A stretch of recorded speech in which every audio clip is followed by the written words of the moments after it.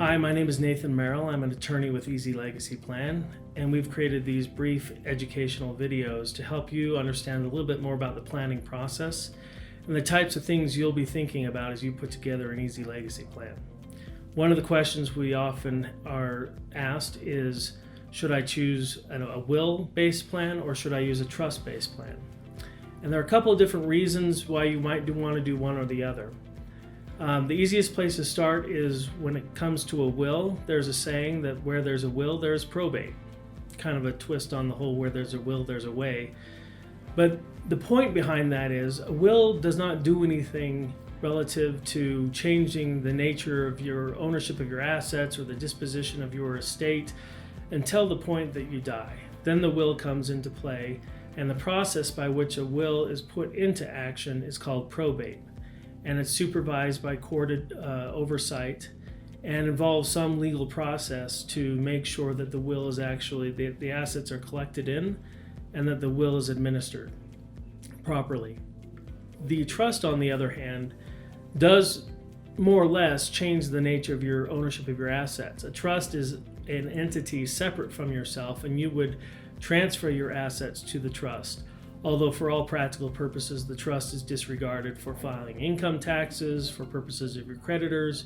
The one thing that a trust does do at a very basic level is it avoids the probate process. When assets are owned by a trust, those assets don't need to go through the probate process, and they can be more efficiently and effectively distributed to the heirs that are intended to be the beneficiaries of the estate.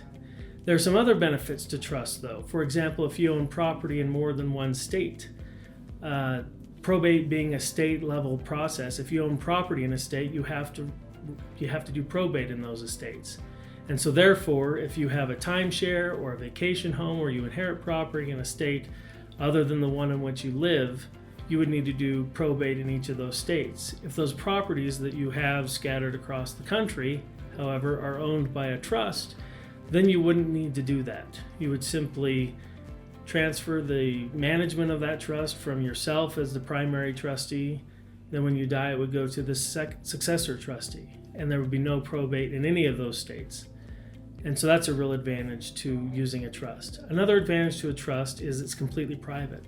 With a will, you're filing your document with the court, so anybody who can get access to court records can actually get in there and see exactly who you've left money to, and ultimately how much money you've left to those people. So if privacy is a concern where you want to keep all that type of information private, a trust does that. It keeps all that information from becoming part of the public record. And another key feature of a trust is it's a better long-term asset management vehicle when you have concerns about long-term disabilities such as Alzheimer's or dementia, or just the inability to manage your affairs or spouse's affairs into the future. A trust is a better vehicle than a power of attorney with which to have someone else assist you with your personal estate management. A successor trustee can come in and deal with those assets for your benefit much easier than they could if they were just your agent under your general power of attorney. So we typically like to see people use trusts because they provide ancillary benefits beyond just being able to provide for the disposition of assets, which can be done really through a will or a trust. Within a will or a trust, you will also have the opportunity to set up what we call testamentary trusts for such things as minor beneficiaries or other beneficiaries that you don't want to receive assets outright. And that's the subject of a different discussion. So thank you for your time. Hope this was helpful.